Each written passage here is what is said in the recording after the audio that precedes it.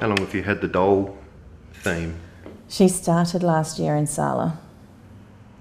Only last year, and you've done all this work? Yeah, at Sala she appeared, and it was only supposed to be for one exhibition, and she just keeps appearing because I'm not quite done with her yet. And where did the doll theme come from? Dolly is actually my only childhood doll that has survived. She's the only one that I didn't dismember and put in the sandpit. So. Jacqueline by Mentaloo, yes. Jacqueline and I met on a bus on the 151 heading up to the city to Craft South. We were going to a talk on public artwork and this wonderful workshop that was going to teach us what we really didn't know and all the steps to take if we wanted to take on a major project. And we ended up teaming up actually and winning the community award for our venture, which was very exciting. It was, I think it really educated us as to what you need to do in order to start to move in that world of public art. And I think the aesthetic quality of her work, it's very slick. Yes, I can really see Jacqueline being discovered and... Because she's got a look, almost a brand, but certainly a look. Definitely, and it would just take one of the, the major magazines or an arts organisation to pick up on her work, and I reckon that'd be it. She'd be flying. She'd be international, I reckon, Jacqueline. No, that's quite a strong signature, isn't it? Yeah, at the moment, yeah. Yeah, and is that going to feature in the mural? She is in the mural, yeah. Kind of liked the idea of Dolly being 2 stories high. It's a great canvas. It's a great canvas over there, isn't it? It is, yeah. Yeah, very straightforward. Yeah. In comparison with Hart's Mill and obviously... Yeah, I saw Hart's Mill, but I wasn't involved with that. I thought that was really, really clever and new, fresh. And then a year or two later, I got involved, and now I'm involved again. So. Yeah. So tell me about your work in it. I like the water. Water, seaside, boats, they're very saleable for your bread and butter. Yeah, the boat thing is something that you're going to be doing for this particular project? A bit of it, but it's sort of going to be, you got this here, and then it's going to sort of bleed into the back streets, and I like the back, I like the bins, lamps, or... Whether that's the future of the port, I don't know. The brief was for artists to come up with what they believe to be the way that they want to see Port Adelaide go. So, the future of Port Adelaide? The future of Port Adelaide, yeah. Are you an optimist or a pessimist? I'm an optimist. Yeah. Because you've got to be, or because you really think that this is... No, I think that we've made mistakes, and we've acknowledged the mistakes now, and we're moving on. Yeah. As you got to. As you got to. Yeah, wonderful. All right, thanks very much. So you interviewed me then, didn't you? Yes. Yeah, I know. I realised halfway through that you were doing it. Tell me about the other artists. Oh, they're marvellous people. Yes, absolutely. Such creative forces in the port. A lot were chosen because they actually live in the port as well as working in the port, and I thought that was a very important part of the project. That leads nicely to Peter. Yes. Always loved Peter Thompson's work, and he has, of course, his manager Karen, and Karen forms the bridge really to get to know Peter, because he's a very quiet man. It's living in my own world, really. What's it like in your world, Pete?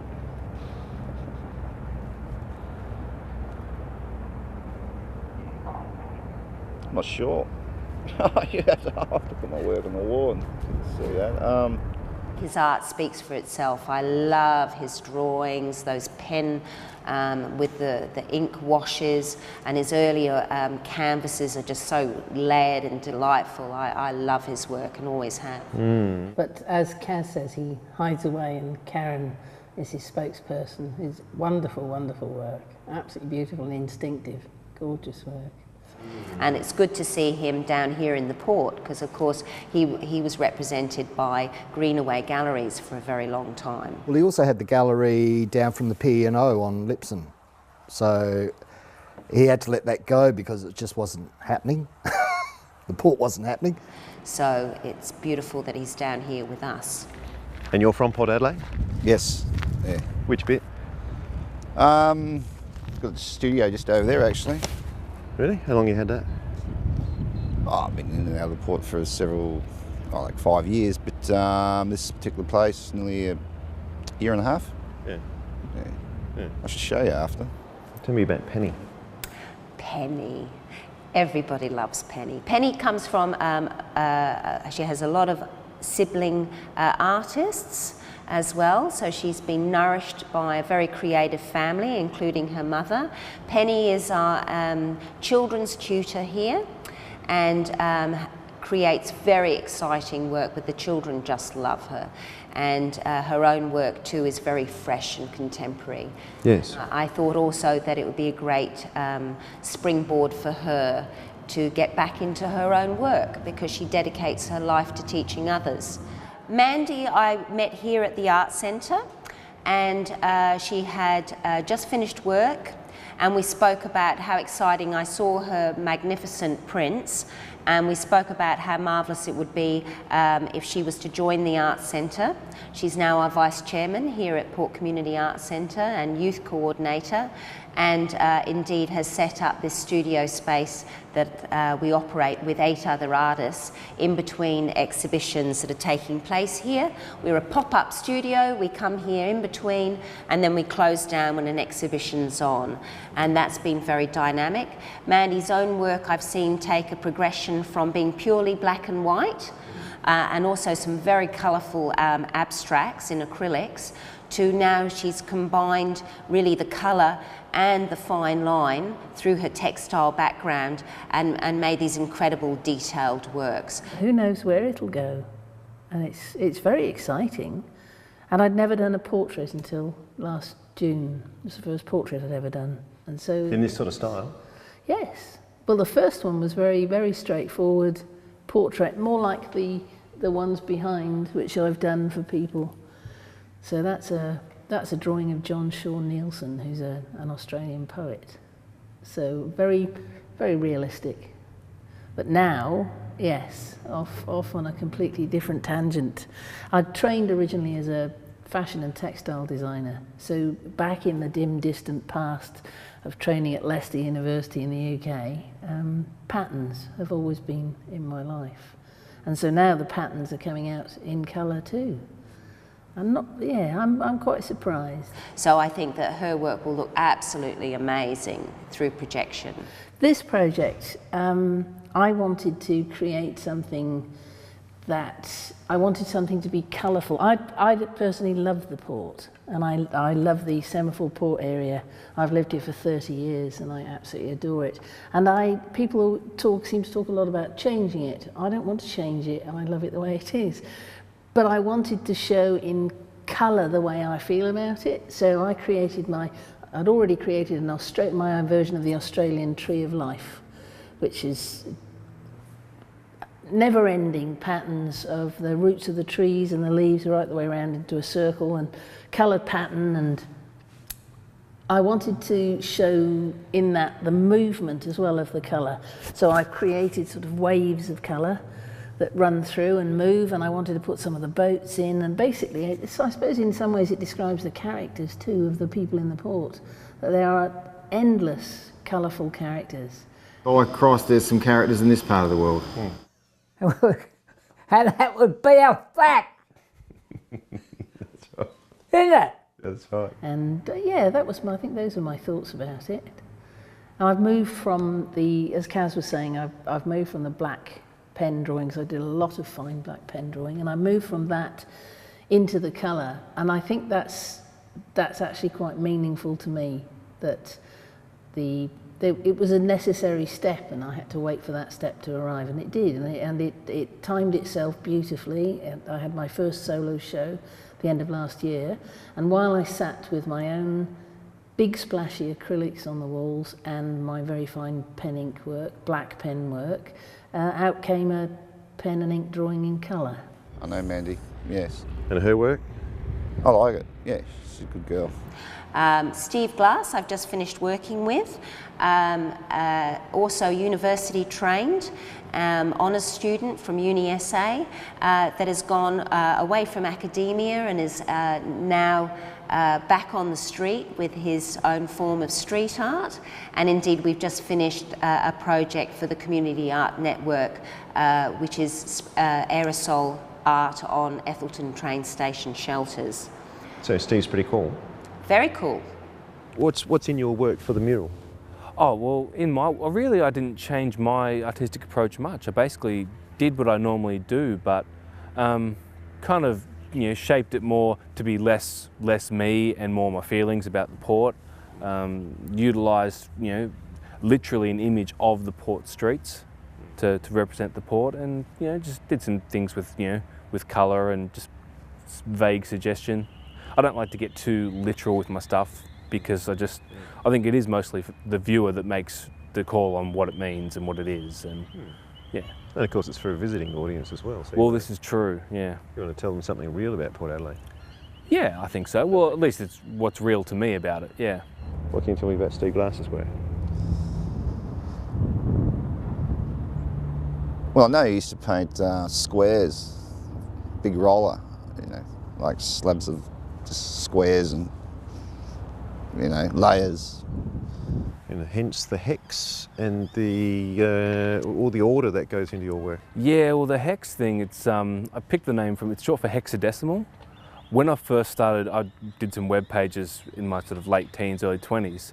HTML at that time, you had to express colours in hexadecimal format, so hashtag FFFF, yeah.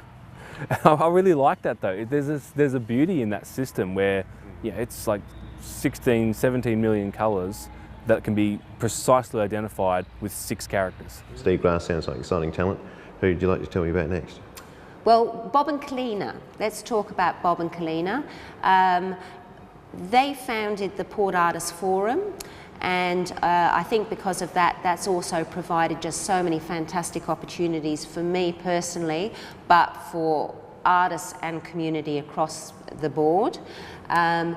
I got to learn how to work with silks and silk painting through the project Silk and Waves that was organised by Bob and Kalina.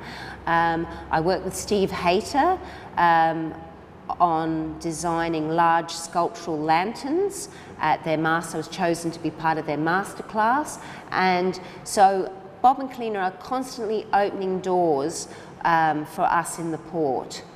Yep. As well as just being exciting artists in their own right and just colourful characters of the port. With a couple of the classic hats. My oath, with ears included. I agree with you totally. What did you make of the brief? Well, the brief was very brief for me. I took it as a starting point, and not so much as how I thought Port Adelaide should look in the future, but more stating that the things that we have got and the things that we've had are still available to utilise in any future development. And so my piece that I made consisted of lots of textural pieces, industrial bits and pieces, and some fabulous patinas using rusts and paints that have faded, and old signs, things like that. And I know that when they pulled down the buildings around the inner harbour, they kept a lot of those old timbers, well, quite a few of them, and ironwork, and stored them. And so we're always hoping, fingers crossed, that they utilise some of that material in any future playground. Yeah, that kind of thing. I've been to St Kilda down, local St Kilda here, and yeah, that'd be a good idea. Well, did you want me to talk about my picture? I did a drawing. I used textures actually and pen. I did a big garden scene and lots of different flowers and leaves and plants, and in amongst those things little cats and children and people and that, flying kites, or I think there was some birds and a giraffe in there as well. So if we're dreaming of something we'd like, may as well throw a giraffe in, that'd be cool. And what a dynamic duo Bob and Kalina are. Kaz, she's just full of sunshine, isn't she? Yeah. She's a complete burst of energy. She's great. She's a delight. And it does absolutely glow. She glows, doesn't she? She does. She's got so much energy. It's and she's very loving and sweet and friendly, and you can't be negative at all around Kaz. It's wonderful. Very inspiring. And then the knowledge I get, I pass immediately on to my students, you know, and to see them flourish and exhibit and win prizes and things like that. You're a learning junkie. Have you learnt about fashion, or is this something you've always had? Ah, my mother. My mother was the Imelda Marcos of shoes. You're wearing a beautiful a contrasty number. Yes, a little. Where did you find those incredible pants? I mean, for starters. Harbour Town. Harbour Town, is that right? That's right, that's the shopping mecca. Tell me about the shoes. Well, my little golfing shoes, I was actually looking for something because I am a part-time barmaid at the Railway Hotel, which now really I do because I love the people, I love the customers, and I love the old publican that I work for, and I was looking for a new pair of shoes to wear down there and came across these actually. Kaz is multifaceted, multi-talented. She has a finger in every art pie that she could possibly get into, I think. She works with traditional artists, she works with ceramics and glass. She does installations, she's done mosaics and ceramics. Yeah, I really loved that public art piece that Kaz and Helen did at Largs. Wasn't that great? Beautiful mural. What can you tell me about Helen's work? Helen Kavanagh? Helen's prints, and especially her monoprints, are astounding. They're straight from the heart. They are. Her lino cut work is absolutely fantastic. I meet her regularly when we have art shows here and she puts work in, and you can identify Helen's work straight away. Really powerful images, often with quite emotional subject matter. Very, very exciting work, and she takes risks, which maybe I should learn a lot more from her. I could do with taking a few more risks the way that Helen does. Her work's very powerful, definitely makes statements. Clean and her ceramics together. Are gorgeous too. Oh yeah, the painted All ceramics that she makes. They're very playful and yeah, they're just really beautiful. I love them. She has a knack with whimsy. Pardon? She has a knack with whimsy. Yeah, and I think that sums up her herself. She has a knack with beautiful too. Mm. Yeah, the work is good. And while we're basking in all this reflected glory, let's go back to Kaz just for a minute. Yeah, so where does the sunshine come from, Kaz? Oh, living here in Australia. I've run away from rainy old England all those years ago. I was going to say, so you're from somewhere else, you're from England, whereabouts in England? Born in London, I'm actually a Cockney, born in the sound of Bow Bells. Yes. And travelled a lot as a child. Yes. And came over here just to have a little look. Yes. With my backpack on. I was 19 on the plane. Yes. And opened a little bottle of champagne on the plane to myself. How old were you? 19 on the 19 plane. at the time. Yeah, it was actually my birthday that I, flew out. By yourself? Yep, by myself. Yeah, that was bold. To come and have a look. And never looked back, to be honest. Just decided I loved it here too much. So what did you do as a job?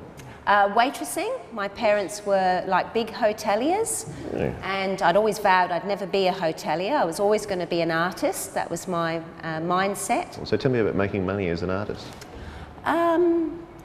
I suppose I didn't really start with my art until I came to Adelaide. And when I came here, yes, I remember the art centre was in a different location, and I remember peering in through the window thinking, oh, here's something for me, Because you wanted to be part of the scene, or because you wanted somewhere to show your art? I wanted to be part of the scene. I wanted to start my art, My son was 7 and he was at school, and I thought, now's the time, what am I going to do? I need to find work, and started learning pottery here at the art centre, and then they asked me to teach the children and then the adults, and then more and more work just flowed So I always say that the art centre, this little place here, was my stepping stone into the art world. Oh, that's wonderful. All right, well, it's been really great, and that's a really cool Lovely. point. Was that It's all so right? beautiful on that particular point. May I shake your hand? Thank you. Yeah, cool, man. We'll leave it there. Thank you very much. Okay. Great. Excellent. Is that painless enough? Yeah, that's fine.